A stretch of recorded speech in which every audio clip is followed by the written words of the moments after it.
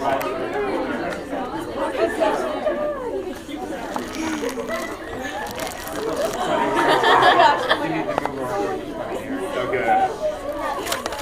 But it's sharp, so I'll put it on you, so you know, so I'll put my stuff in. Yeah, sure.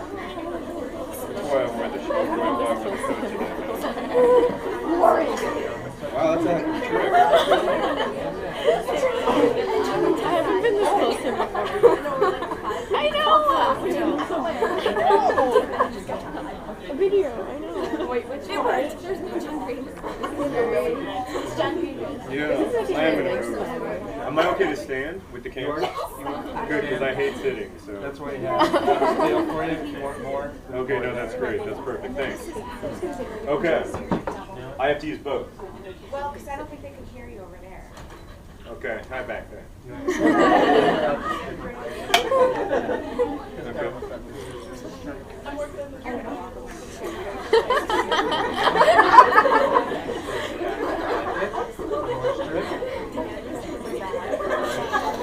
This isn't awkward at all. Hey guys, don't take pictures of that.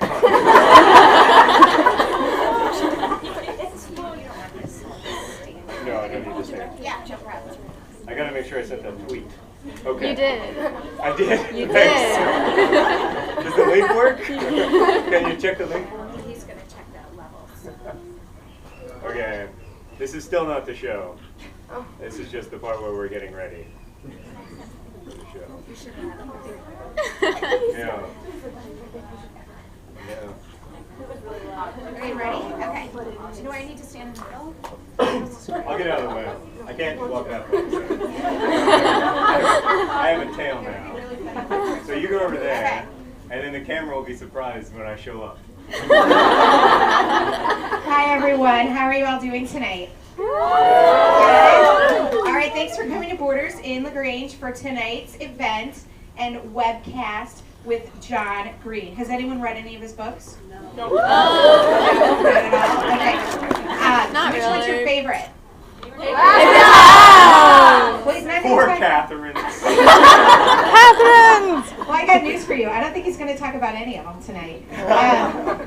No, actually, John is here to promote. Well, he has the new version of Paper Towns is out in paperback, and he's actually going to be discussing Looking for Alaska. And we'll take some questions from the audience, and then we'll sign you all up for the book signing portion. If you didn't know, John is an award-winning author. Yep. In 2006, he won the Michael Prince Award presented by the American Library Association. That's why there's a sticker on your book, if you have that book. So right now, I want you to help me give a warm welcome to John Green. Hi. Hi! Thanks for being here. Internet, thank you also for coming. It was easier for you, but I still appreciate it. Thank you to everybody in the back who has to stand and doesn't have a very good view. Sorry, but you also came late, so it's kind of your fault. If you want to organize yourselves so that the short people are in front and the tall people are in the back, that would be nice, but you probably won't. It's going to be too hard to get organized. I have a couple questions. This is there's not going to be a lot of audience participation because, like Dr. Hyde, I prefer lecturing to discussion. No, but I will take questions. But I wanted to say, will you raise your hand if you've met me before in real life or seen me at an event? Okay. Okay. And will you raise your hand if you've heard me use the phrase or some variant of it, imagining other people complexly? Okay, that's a lot of people. Okay, so like my usual shtick is that I'm obsessed with this idea that we do a poor job of imagining what it's like to be other people because we're stuck inside of the bodies that we have, and so we see everything in the context of ourselves, which is what makes us miserable to be around and also makes us terrible friends, as well as like horrible boyfriends. And I've been talking about it constantly for the last year because of my new book, Paper Towns, which just came out in this beautiful new paperback. Thank you to my corporate overlords for the nice cover. I'm not going to talk about imagining other people complexly today for the first time that I've done an event in like 2 years. I'm not going to use the phrase imagining other people complexly. And if I use it, I want you to like do one of those like ant buzzers to stop me. So if you hear me say like imagining other, just okay? Because like it's like my default setting is to say that. So I am here because Penguin, the nice people who publish my books are a company called Penguin. And if any of my corporate overlords are watching, I'm sorry about the things that I'm about to say. Has launched a new program called the POV, which stands for, I think, point of view.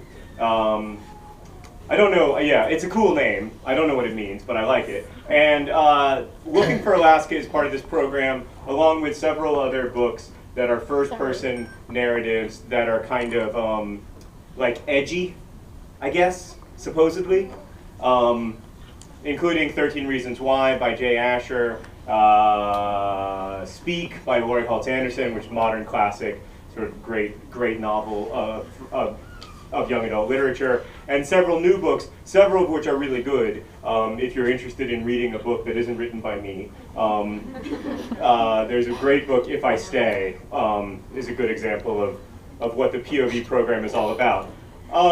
Penguin makes it out like the POV program is like some kind of like carefully calibrated thing that they did over the last 10 years where like they were consistently buying these edgy, difficult, thoughtful, literary first-person novels, which is completely untrue. It's a total coincidence. They didn't even publish Speak initially. Sorry, but you guys know it's true. And but it's nice that they have these books, these like really interesting, good books that were published for teenagers that are thoughtful and difficult and honest and have literary quality and can be read critically. That's kind of what I want to talk about today. I want to talk about whether or not books matter and in what way they matter. But I want to begin with a story. I will read from this eventually, I promise, but not yet. Okay, so there are these two fish. You may have heard the story before because it's from David Foster Wallace's commencement address at Kenyon College, the most important speech ever written. Maybe something by like Aristophanes, but if not, David Foster Wallace's commencement address at Kenyon College. Okay, so there are these two fish, like teenage level fish, small fish, swimming along, and they pass by an older fish. And the older fish says, "Morning, boys, how's the water?" And the two fish just kind of keep swimming. And then after a little while, one of the little fish says to the other little fish, "What the heck is water?"